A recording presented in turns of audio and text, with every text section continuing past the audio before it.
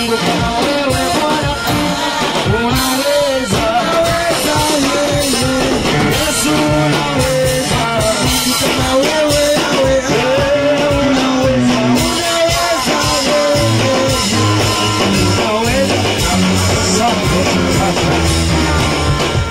Asante Yesu, Mungu mwenye uweza, Mungu mwenye mamlaka. Naalika uweza wako hapa, naalika nguvu yako, nashusha nguvu yako. Ile bendera ya mbinguni, ile bendera ya mbinguni ikashuke. Na iteremsha nguvu yako, na teremsha malaika kama Bezeri, wakapande na kushuka. Uwezo wa adui na utoweke mara moja kwa jina la Yesu Kristo, kwa damu ya Yesu Kristo, kwa damu ya Yesu Kristo, mwana wa Bwana aliye hai. Na teremsha nguvu zako, rasaka Yesu, uanze kutenda kazi. Jesus. Oh, hallelujah. Hallelujah. Kihonda, hallelujah. Na wasalimia kwa jina la Yesu.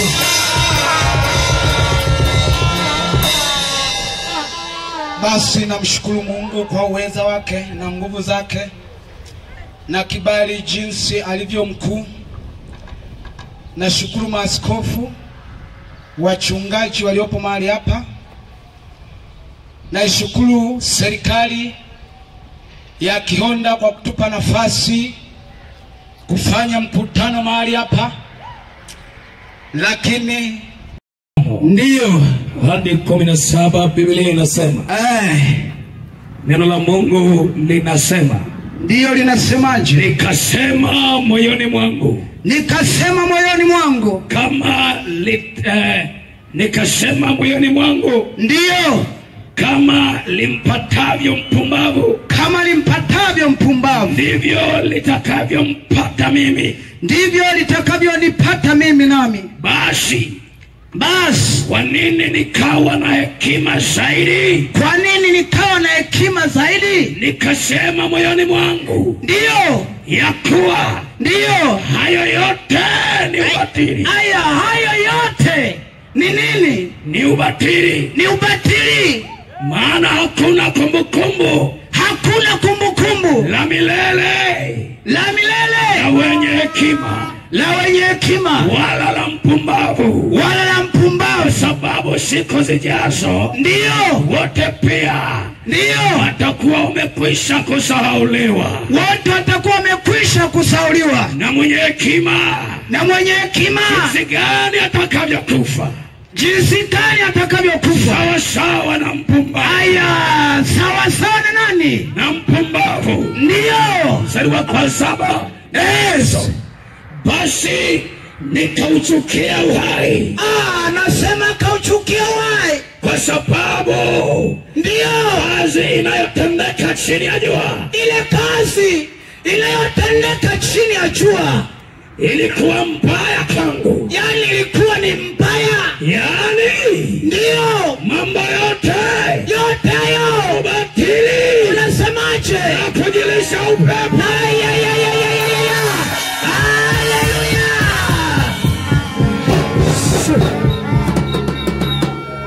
Barikiwa msemaji. Amen. Kwa majina yangu naitwa mtumishi Jafet Bundala Rushinge. Niko jioni ya leo kukuletea habari njema. Mtu wa Kihonda, jioni ya leo nakuletea habari njema. Mtu wa Kihonda, jioni ya leo kuna habari njema. Nataka useme amina. Amen.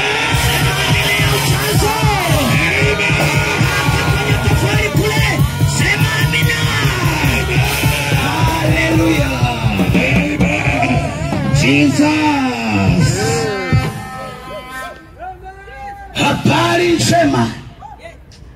Bwana kanituma akaniambia, mwanangu, mtumishi wangu Jafet Rusinge, na kutuma mwanangu, nenda Kionda, peleka habari zangu, uwapeleke Kionda ya kwamba mimi ni Bwana ninayeishi.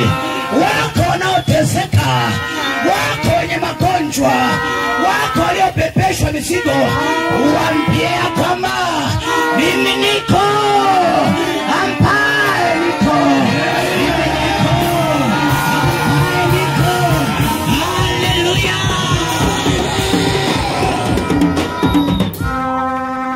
Hizi ni habari njema ambazo anaandika Suleimani. Alikuwa ni jamaa aliyekuwa na wake wengi, aliyekuwa na hekima, aliyekuwa na mali nyingi. Huyu jamaa akaamua aionje raha ya dunia, akaamua atafute kila sehemu, atafute kila kitu hapa chini ya jua. Akaendelea kufanya utafiti, akaona wanawake wengi sana. Wanawake aliokuwa nao, alikuwa na wanawake 700, halafu walikuwepo wale wa nje. Yale masuria walikuwa ni 300, yani ukijumlisha wanakuwa 1000. Huyu jamaa alikuwa ni hatari, alitembelea kila taifa, alitembelea kila nchi, akaoa kwa kila mfalme, akaoa mwanamke alionja raha, akijua ya kwamba ndio uzima ambao unastahili hapa chini ya dunia, hapa chini ya jua. Hakuishi hapo, akatafuta kila starehe ya kujiridhisha moyo wake, akatafuta na hapo akaipata ujamaa. Lakini nashangaa anaanza kutuambia ya kwamba masuala ya ubatili, kwamba vyote alivyovifanya eti ni ubatili. Lazima ujihoji, lazima ujiulize. Ametafuta wanawake, ameoa wanawake 1000. Nataka nikwambia kwamba sio 1000 tu, lazima walikuwepo na wengine ambao walikuwa wanakutana na usiku moja. Halafu huyu jamaa anaishia kusema ni ubatili. Haleluya, haleluya. Anaishia kusema ni ubatili. Akatafuta pesa tena kwa mkono wake, akapata nyingi. Hekima alikuwa nayo, na ukumbuke mwanzoni aliomba hekima pamoja na akili iliyowaongoze wana wa Israeli, na alipata. Bwana akajitukuza, akampa na pesa nyingi kwa sababu akuomba kwa ajili ya tamaa zake. Haleluya. Bwana akamjalia, akampa vyote, akambariki vyote. Halafu anakuja ukumbuka, anasema ya kwamba kuna mpumbavu, yuko mwenye hekima. Hawa wote watafanya mambo yao, hawatapata kumbukumbu ya starehe yao, hawataandikwa kwenye historia ya milele. Haleluya. Hapa nazalisha jambo lingine.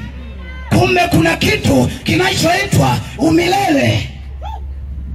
Huyu jamaa baada ya kufanya starehe zake, akakumbuka ya kwamba kuna maisha ya milele. Yale maisha ya milele hawezi akapata kwenye starehe. Yale maisha ya milele hawezi akapata kwa kuoa wanawake wengi. Yale maisha ya milele hawezi akayapata kwa kumiliki mali. Akakumbuka na kugeuka, akasema ya kwamba haya yote ni ubatili. Kumbe kuna kitu cha ziada kilichokuwa kinahitajika. Haleluya, haleluya.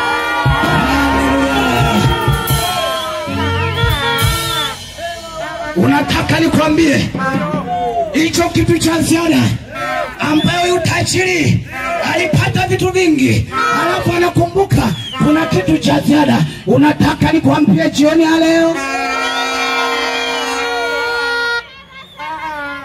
kama unataka nikwambie, nyosha mkono namna wewe, nijue kama tuko pamoja. Huyu jamaa kaponda raha, kaponda starehe, anakumbuka kuna kitu nimesahau.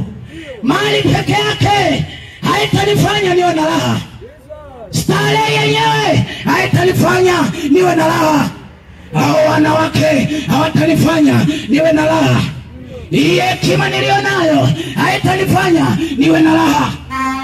Akatafuta kitu cha ziada, na kile kitu cha ziada ndicho cha msingi na cha muhimu kwa mwanadamu anayeishi chini ya dunia. Haleluya!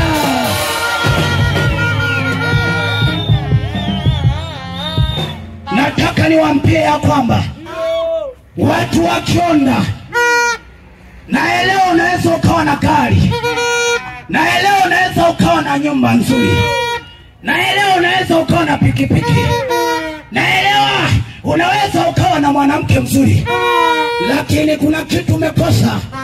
Kuna jambo linaloitwa uzima wa milele, ni wa msingi kupita maelezo.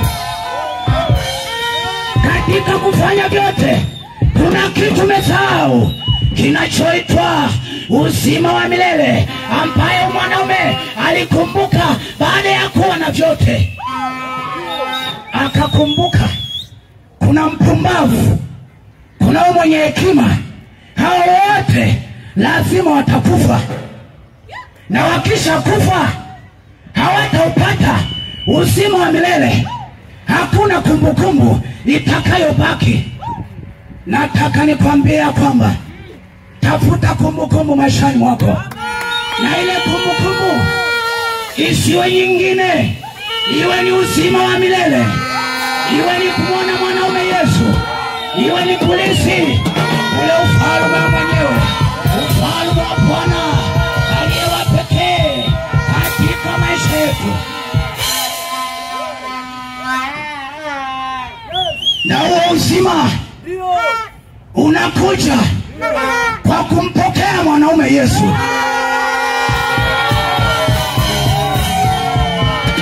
Huo uzima hakuna namna utapata, lazima ukubali kumpokea mwanaume Yesu.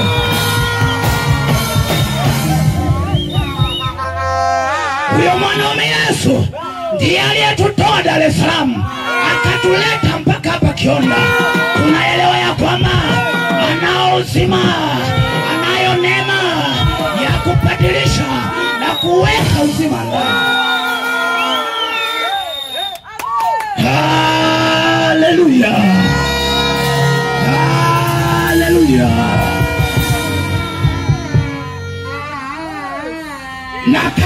Na kama utakataa kukubali uzima, iko mauti mbele yako, iko jehanamu ya moto, liko ziwa la moto linalowaka usiku na mchana.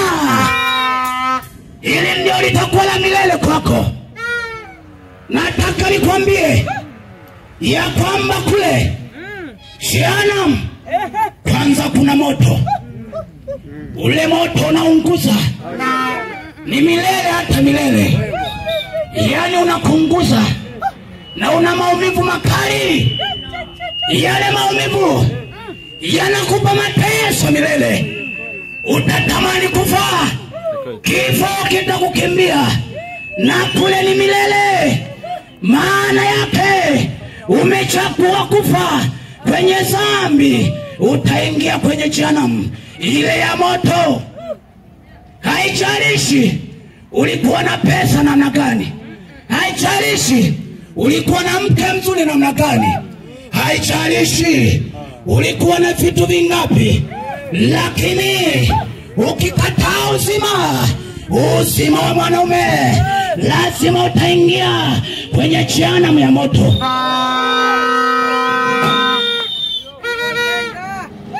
Ndio maana Bwana alinituma kutoka Dar es Salaam nije nikuhubirie uzima. Uzima ukipokea, hakika unafanya kazi, utaishi maisha milele. Hakuna mateso, hakuna moto.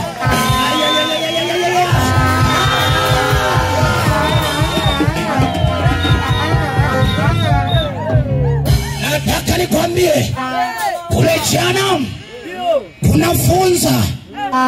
Wale funza ni walefu na wamechongoka. Akitoboa hapa anatokea huku, akitoboa hapa anatokea huku. Yani ni maisha ya taabu, ni maisha ya taabu. Utatamani kufaa au utakufaa, lakini ni maumivu ya milele. Ndio maana tunakuletea mwanaume Yesu. Hatuhitaji shilingi, hatuhitaji hela. Tunachohitaji upokee mwanaume Yesu, akupeleke kwenye uzima. Haleluya.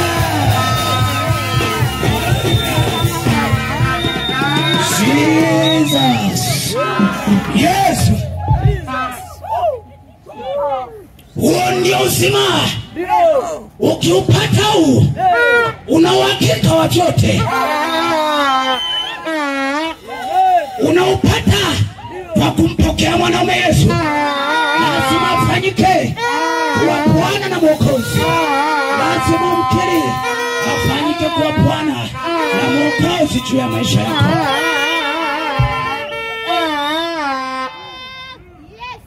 Na upili injili kwa huzuni, si upili injili kwa raha. Nina huzuni sana, kwa maana nikiangalia wanadamu wanatapika, wanateseka, wanatapika. Mateso mengi wanayo, siki nyingi wanazo, lakini anayetatua ni mwanaume Yesu. Wamekalia kusema ya kwamba ninayo dini, hakika sihitaji kusema ya kwamba uko kwenye dini mbaya.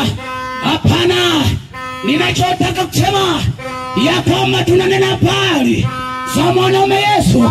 Hakuleta dini, hakuleta dini, alileta uzima wa milele, alileta nuru, alileta nuru, alileta hakika.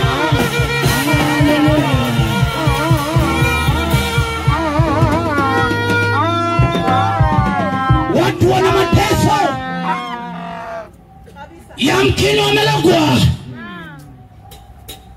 wana mateso ya dunia. Napata huzuni sana.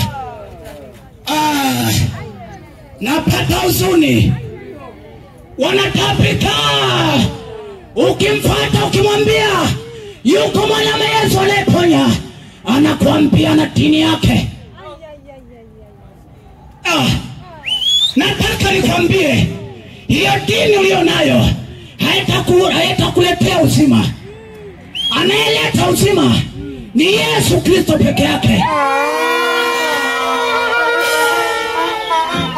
Ukimpokea mwanaume, yeye peke yake ndiye anayeleta uzima. Tena ule uzima wa milele, ule uzima wa milele.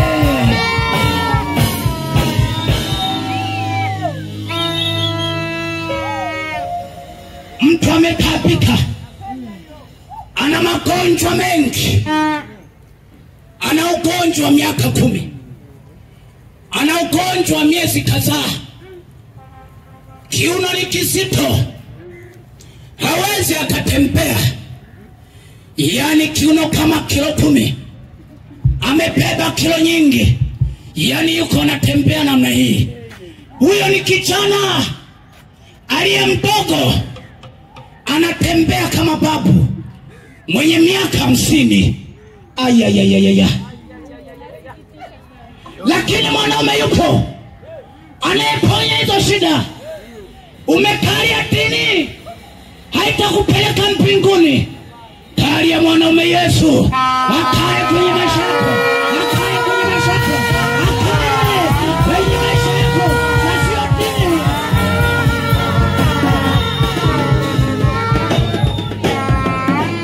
Oh, hallelujah, hallelujah. Nataka nikwambie, yuko mwanaume Yesu aliyekomesha matatizo. Yuko mwanaume Yesu anayetenga na mauti, ile mauti ya kuzimu. Mwanaume anatenga. Kwa nini uteseke? Njoo kwa mwanaume Yesu, njoo kwenye habari njema.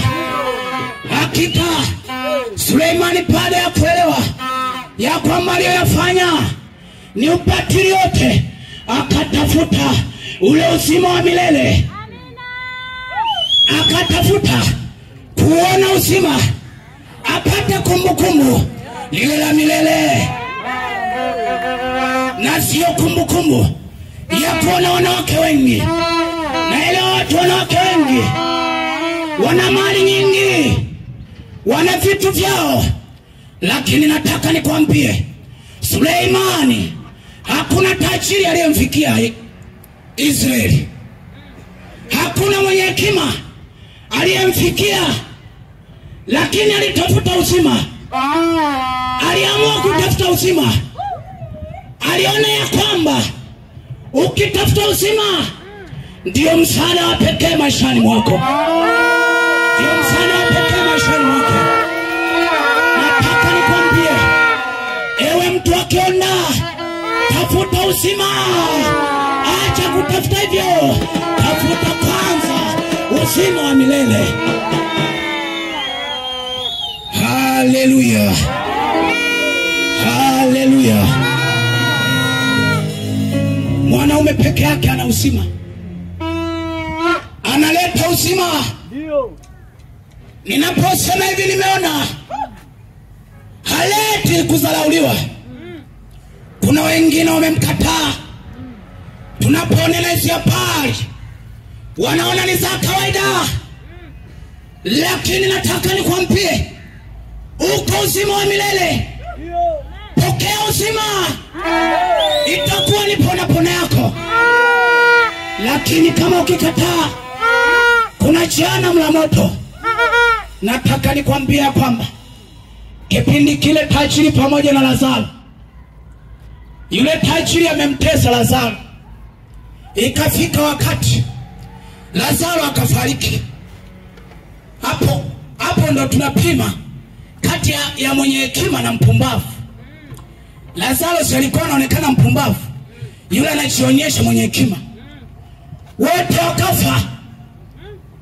Cha kushangaa, anamkuta Lazaro, anapoinua macho, anamwona Lazaro yuko kifuani mwa Ibrahimu. Na wakati huo kule jehanamu au kuzimu, kule ni mateso ya milele. Utahitaji maji, utayapata.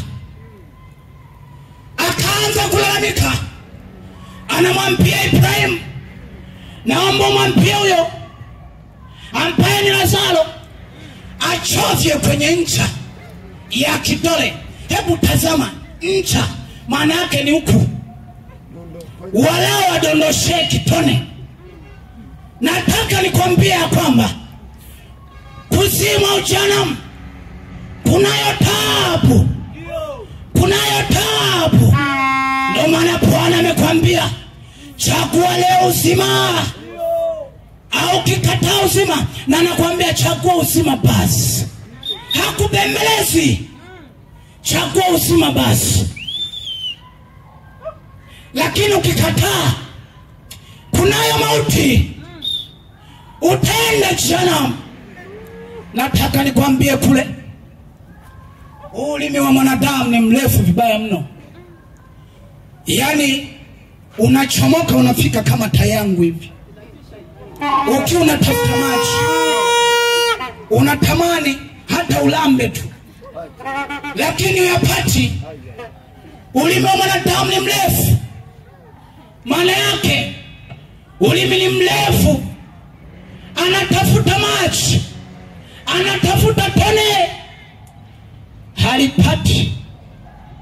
Nataka nikwambie, ukichagua uzima utakuwa na baraka maishani mwako. Hautaiona hiyo huzuni, hautaiona hiyo mateso. Swala ni kuchagua uzima. Swala ni kumchagua mwanaume. Swala ni kumkubali Yesu. Swala ni kumfanya huyu mwanaume Yesu awe Bwana na Mwokozi.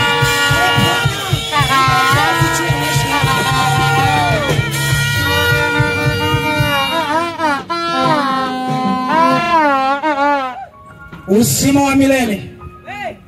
Kama huyu tajiri alichagua uzima, ndugu yangu, wewe ni nani? Wewe ni nani ndugu yangu? Na kuomba umchague Yesu. Na kuomba umchague mwanaume. Na kuomba uokoke.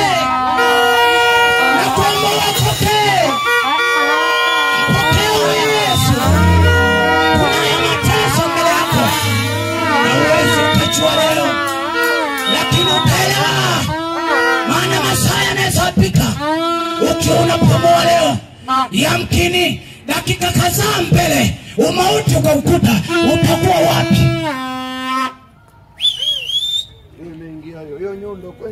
Yesu anaponya na achagui dini ulio nayo. Nataka nikwambie, kuna katoto, kale katoto kalikuwa ka Kiislamu. Kale katoto kaliotwa na maupele, upele mwili mzima. Kakaa kanashindwa hata kukaa. Wazazi wake wakaamua wakapeleka hospitalini. Walizunguka wapi? Zunguka na kuzunguka wapi? Wakaenda kwa waganga wapi? Kale katoto wakakazila nyumbani. Yani wakaamua kukaacha katajua kenyewe, kama kufa kafe. Wakaamua kukaacha kama jinsi kalivyo. Haleluya. Yani wametibu mpaka wamechoka. Wakaamua pasa katoto katajua kenyewe, kama Bwana akachukue. Najua wako na wengine amesumbuka na tatizo lake. Sasa ana miaka mingi na amekata tamaa. Ana miaka mingi na amekata tamaa. Anaona kila injili ya kwamba ni ukawaida. Nataka nikwambie kwamba jioni ya leo hakuna ukawaida hapa. Jioni ya leo Bwana yuko kazini, ataponya watu wake.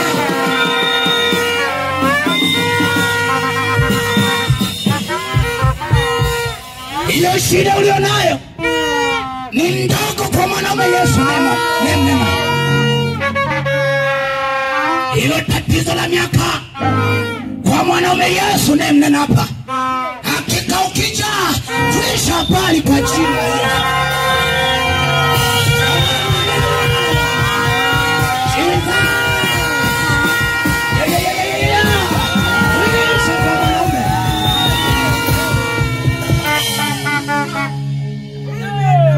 Kale katoto wakakaacha. Kale katoto kulikuwa na kanisa liko karibu, kulikuwa na mama mmoja alikuwa karibu. Akakaambia kuna mchungaji yuko, kuna kanisa fulani. Ni katoto kadogo. Akaamua akapeleke, maana nyumbani wamekazira. Nyumbani wameamua wakaache. Nataka nikwambie ya kwamba kaliwekewa mkono mara moja. Baada ya wiki moja kuisha habari.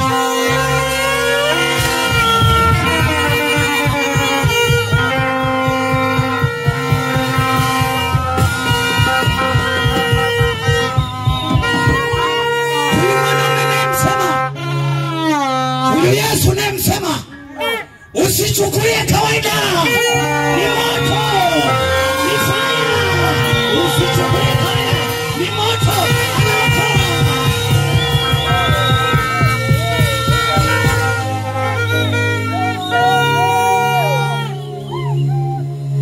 Nataka nikwambie, hujakosea kusikiliza hii sauti.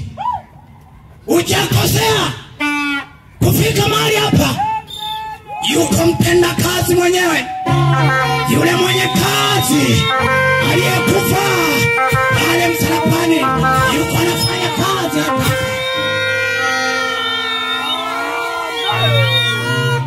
Hata hapa mwanaume yupo.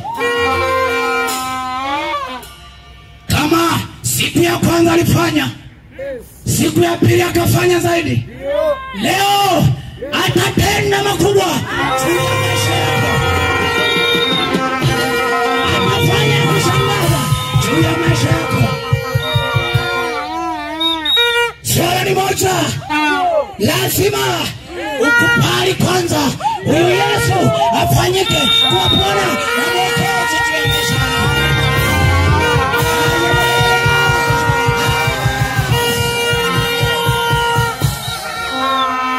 Jesus. Hallelujah. Nataka nikwambie, mwenye kazi hajaagiza, hajatuma mtu, anashuka mwenyewe hapa. Anashuka kuokoa. Yeye mwenyewe hapa anashuka.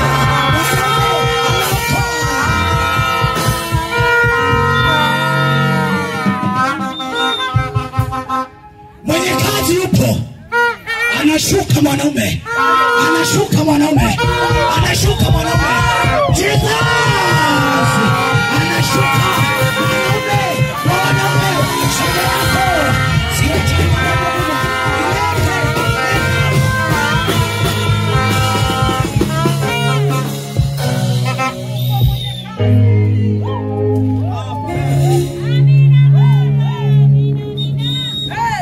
Kwa nini nasema na huzuni?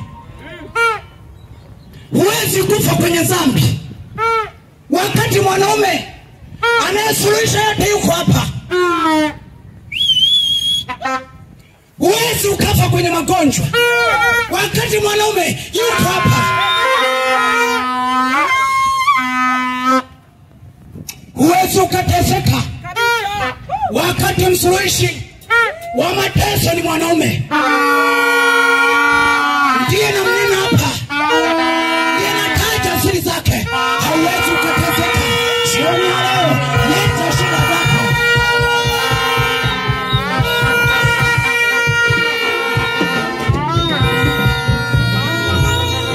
Hauwezi ukamzila mtoto wako eti kisa umezunguka kwa waganga, umezunguka kwenye hospitali, hajapata uponyaji.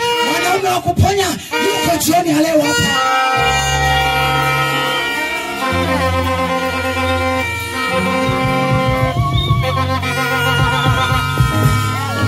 Usilete kawaida. Mwanaume mwamba yupo, anaishi wakati wako yupo hapa.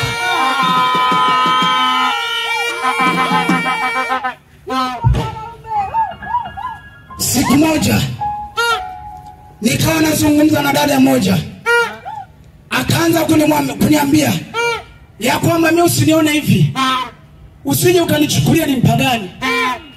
Yaani mimi nimeimba mpaka nimerekodi, halafu nikiangalia maisha yake hayaeleweki.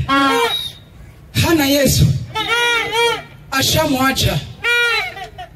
Nataka nikwambie nini? Kuna watu wengine imebakia historia, imebakia kusema mimi nilikuwa mwimbaji. Hakika hautapata uzima baba. Umebaki kuwa na rekodi, umebaki kusema ninge ni hatari kwenye maisha. Hiyo ninge inakupeleka kuzimu. kwenye jehanamu ya moto inayowaka milele, tena usiku pamoja na mchana.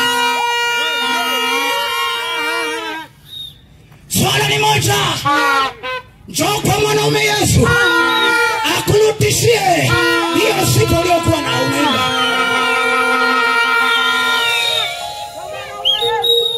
Maana ukitembea kila mahali, kila mtu atakuwa mpia na dini moja, na dini yangu. Lakini yule mtoto aliyekuwa Muislamu alipokea wokovu na wazazi wake wakaamua kumwacha, na walivyo ajabu hawakutaka kuchungamanisha. Hiyo ni jehanamu ya milele. Mwanaume yuko kazini, mwanaume anatenda, hatuna mashaka naye, hatuna hofu, maana hapa leo anatenda mwanaume hapa.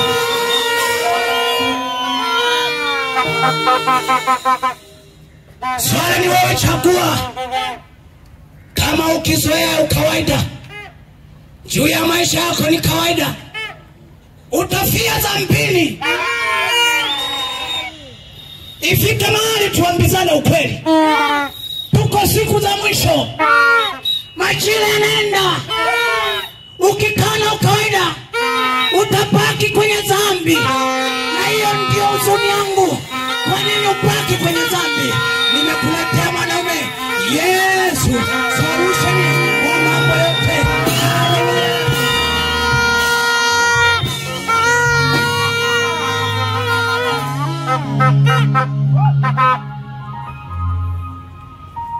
Nimekuletea mwanaume Yesu. Amen. Mwanaume Yesu tumemleta. Amen. Chagua uzima, upate kuishi milele. Mfalme Suleimani na mali zake na wake wake na mifugo yake na vyote masuria, anaamua kuchagua uzima wa milele. Anaamua kuchagua yale maisha ya milele ambayo yatakuwa kumbukumbu juu ya maisha yake.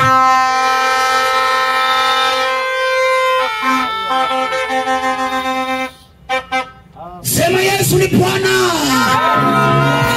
Yesu ni Bwana. Yesu ni Bwana. Haleluya. Yesu ni Bwana. Mungu alitutuma tuje hapa. Hatukuja kwa mapenzi yetu, hatukuja kwa akili zetu. Mungu aliangalia akaona yuko mwanae kionda anayeteseka, shida zimemjaa, mateso na mahangaiko. Akishafika mahali anajulikana kwa taabu, anajulikana kwa masumbuko kuliko jina lake. Leo mwanaume yupo anayebadilisha hayo majina.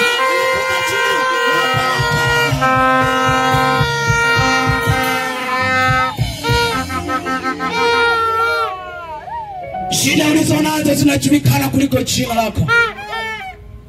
Halafu Yesu anayetatua changamoto yupo, tunamnena. Hakika na kwambia jioni ya leo, hebu njoo toka mbali, unayesikiliza hii sauti, njoo, mwanaume yuko hapa.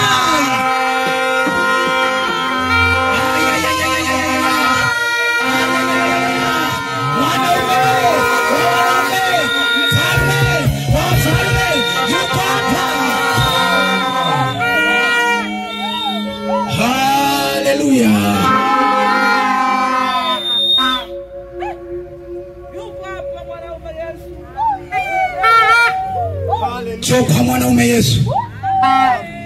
Haya maisha tunapita, duniani tunapita. Nataka nikwambie, huo mwili ulionao ni kama vazi, ni udongo. Ndio maana lazima ukifa utazikwa, hauwezi ukajivunia. Kama utajivunia, kuna maarifa yamepunguka. Lakini mtu anayejivunia ni yule aliyempokea mwanaume Yesu akampa uzima wa milele.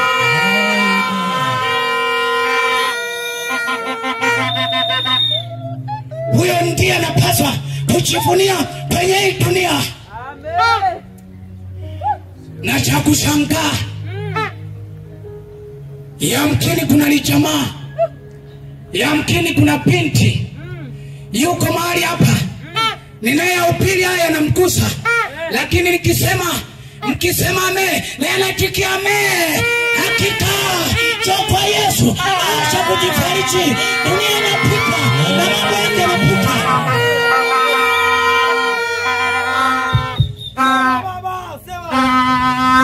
Njoo kwa mwanaume Yesu. Acha kujifariji, acha kumwangalia ndugu yako, acha kuangalia vyote hivyo. Mwanaume yupo, Bwana yupo, Yesu yupo, Jesus yupo.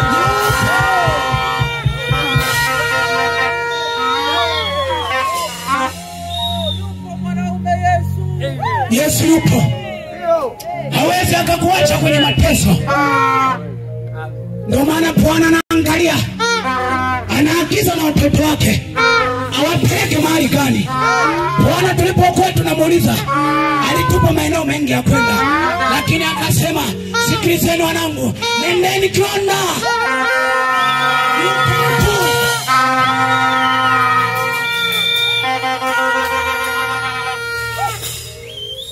Alituambia, nendeni kiona, yuko mwanangu anateseka, naenda kumtatulia shida zake.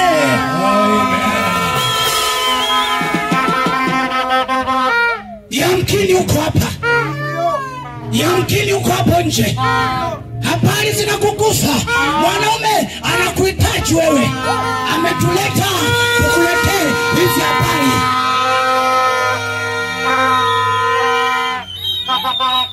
Jesus, yes. Mwanaume Yesu anakuhitaji.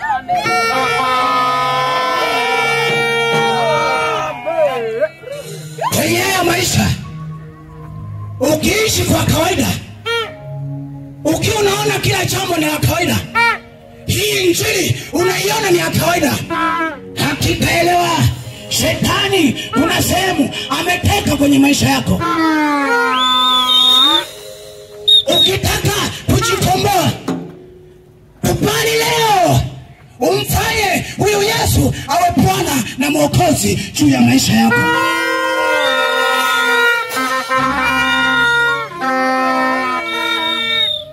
Haiwezekani uteseke, haiwezekani upitie magumu. Bwana wa majeshi ya Israeli aliyowavusha toka Misri, akawavusha kwa maajabu, akatenda makubwa. Leo yuko hapa.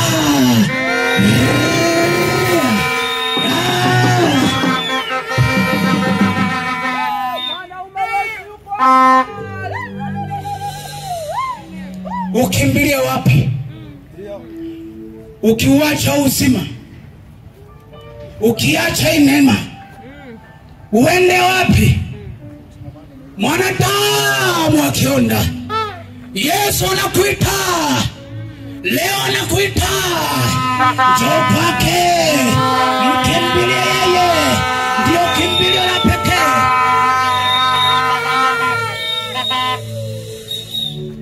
Mwanadamu akionda, mwanadamu akiona, Yesu anakuita, anapaza sauti akisema, mwanangu, hauwezi ukateseka, hauwezi ukadharauliwa, hauwezi ukawa na magonjwa. Njoo hapa, jioni leo, njoo hapa.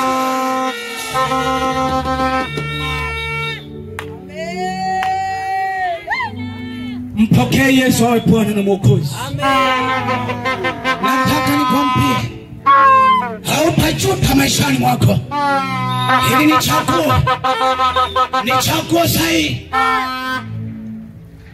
Unaweza ukajiuliza, kijana aliye mdogo kwa sababu amekataa kumpokea mwanaume Yesu anaonekana kama mzee. Kipindi kidogo kinaonekana ni kimama, kimekataa wokovu, kimekataa kuchagua maisha ya uzima. Lakini ukituangalia sisi tumeulangwa na kuambia ni kijana mdogo na Yesu.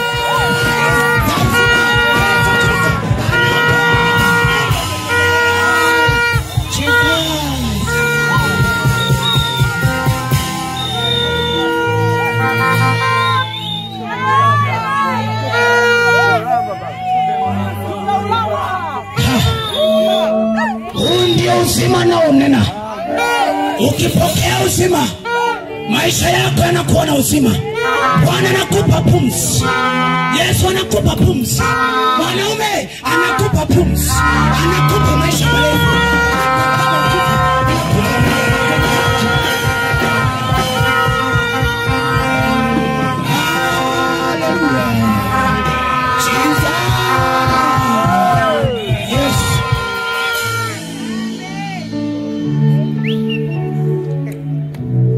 Ukimbilie wapi? Kwenye ulimwengu wa taabu, ulimwengu wa mashaka. Uende wapi? Utateseka mpaka lini? Utaenda kwa waganga mpaka lini? Wanakuchanja chale mpaka unaishiwa damu, mwili mzima unachuruzika damu, chale zimejaa mwili mzima. Lakini ukombozi huko kwa mwanaume Yesu leo.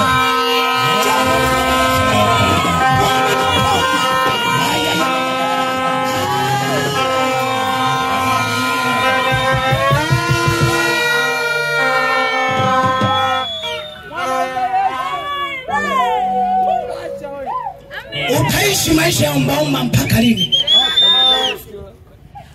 Bwana ana vyote. Ukimpokea mwanaume ana vyote.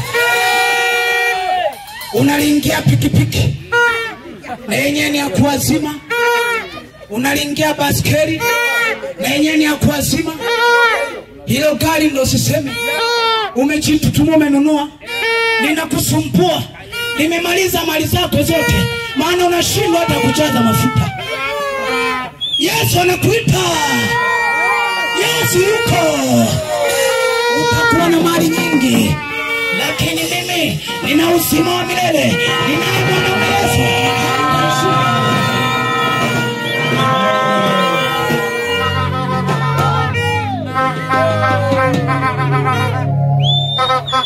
Unachiringia mke mzuri, na mimi nitamuoa. Kwa maana Yesu ni wa vyote. Yesu wetu ana vyote. Hatudanganyi. Kuponya anaponya. Wewe unateseka na magonjwa, mimi niko salama. Hauna kitu. Njoo kwa Yesu.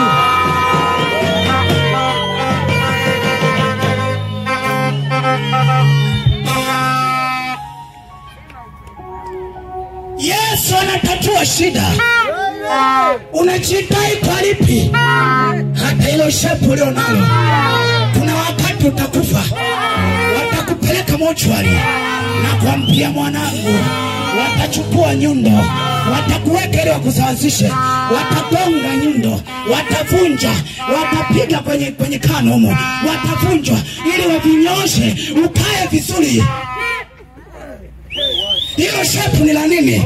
Wanalipiga nyundo. Njoo kwa mwanaume Yesu.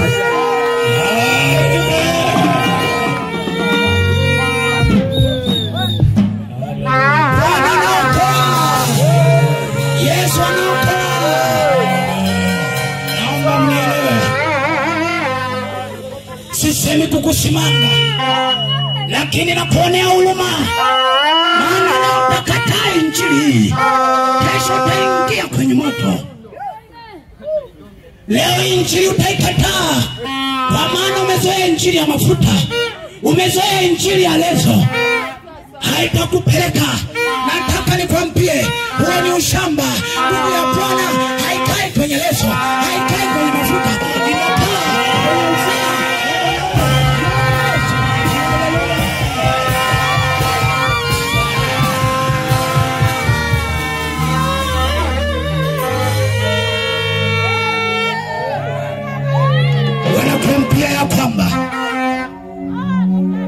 akupe mafuta ya kwamba mafuta yatakuokoa. Nataka nikwambie wanakudanganya. Nikwambie yuko simba kabila la Yuda.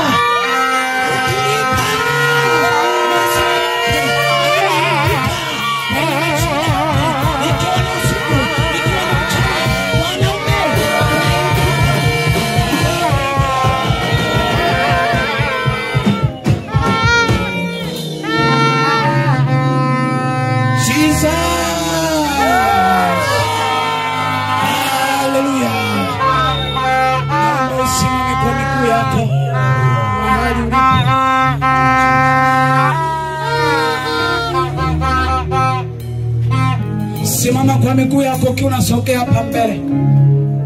Wala hamna haja ya kuja mtu akuvute. Naomba usogee mbele, mtu wa Mungu. Njoo mahali hapa.